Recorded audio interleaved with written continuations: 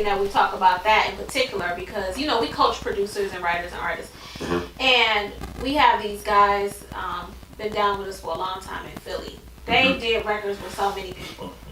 Everybody in the world. But they haven't had that record come out. Right. And I said, don't you know if you at least did a license or a contract for all of those mixtape records that you did, that you could at least be getting paid, TV, film, you could license that, you could move that music? Yeah.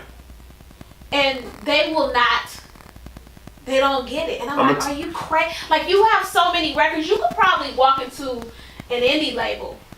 If you had your paperwork and say, I got these records, what can we do? Mm-hmm. And you could get some business done. I'm going to tell you an artist right now that I don't know the commercial success that he's had, but I guarantee you, if his publishing is right, he's probably making more money than most independent artists out here, and that's Stalley. And you want to know why? Because he on that First Take theme with Wale. And that song comes on every day, 5, 6, 7 times, in and out of breaks, in commercials, on ESPN, on a major network, 5 days a week, sometimes rerun on the weekend. And he's probably, I can imagine, I would not be surprised if they were making $100,000 a quarter off that record. I'm telling you, I would not be surprised, because I know records, I know TV themes, I know reality show themes that are making $100,000 a quarter, that are making $400,000 a year. So Wale, that First Take theme, they eating off that, without a doubt. Mm-hmm. Amadeus, Wale, and Stalley, trust me.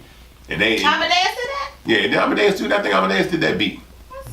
Yeah, if I'm not mistaken, but yeah, but they eating off that. Mm-hmm. It's a lot of, you'd be surprised. I mean, that opened my eyes up when I did ATL, because I'm not gonna say they tried to hustle me, but I was like, yo, okay, I got all these records coming out in this movie, so how do I register them? And they say, oh, it'll be on there, it'll say ATL background cues. It'll say background cues on there. And I was like, okay.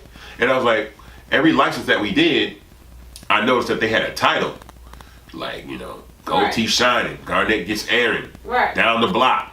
I said, I'm gonna register all these records as like 100% instrumentals on BMI. And when I did, and I saw them 8 joints, and then I got like a check for like $17,000 and a quarter or something just off HBO East and West and stuff like that. I'm like, oh yeah, I'm doing this from now on. It's so much money. Yeah. It's ridiculous. I made more money off ATL than a lot of records, because it's just like it's HBO East, West, Cinemax, MTV, VH1, BET. 6, 7, 8, 9. There's so many people who they are. Music. Like to put it in perspective for anybody that anybody wants to put their music and license their music, most reality shows have about 40 cues of music they use per episode. So that's 40 slots, right? On one reality show, right? That reruns multiple times a week. Now, there are hundreds of reality shows on TV, maybe thousands around the world. And you trying to get your one song on T.I. album.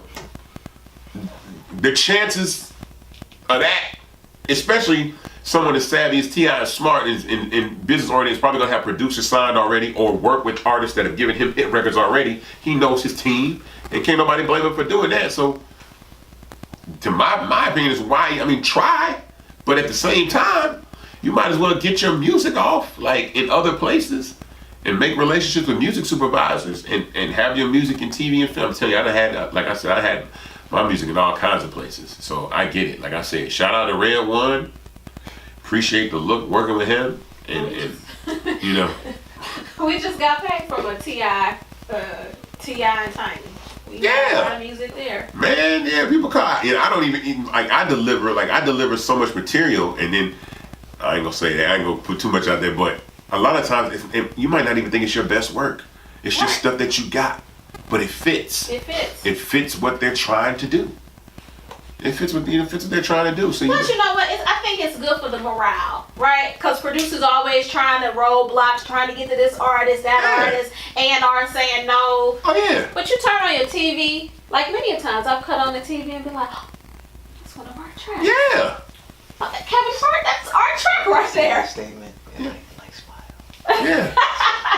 So, because see that BMI statement and grin. See them checks come in, and I'm telling you, and it's like, yeah, I had, like, honestly, I did a lot of TV. I just got the TV, so I haven't even really seen the dividends like start to roll from that. But I just know, even with this trailer, even with the trailer that we did,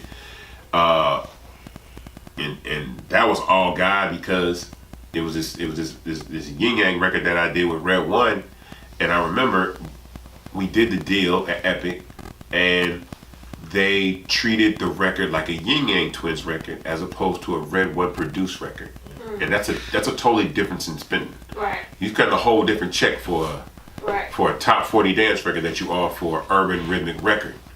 And so I was frustrated in the situation, but at the same time, I knew I had relationships with music supervisors, and so we started to get the record licensed. Twins were on Bad Girls Club. I got it there. We got it on Hawaii 5-0. We got it in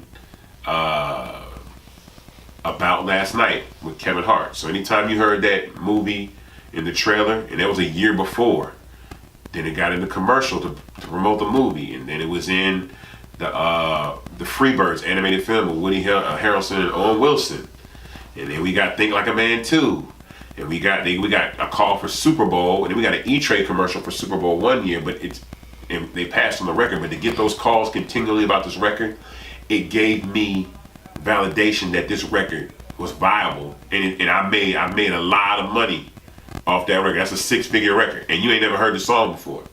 You know what I'm saying? When they license these records, they're paying. If it's a trailer, they paying 50 grand, 40, 35 grand aside. So it's so much income that you know. And if you writing and you wrote most of the record, that's a lot of money. So it's like, you know, it's a lot of income out there, you know, with this. So I'm excited to be working in that. And I don't, like, nobody's in my way. Nobody's stopping me. Nobody's asking me to cut them in on nothing. Nobody's asking me to do nothing. It ain't no under the table dealings. Let me get a piece of this for letting you get on this.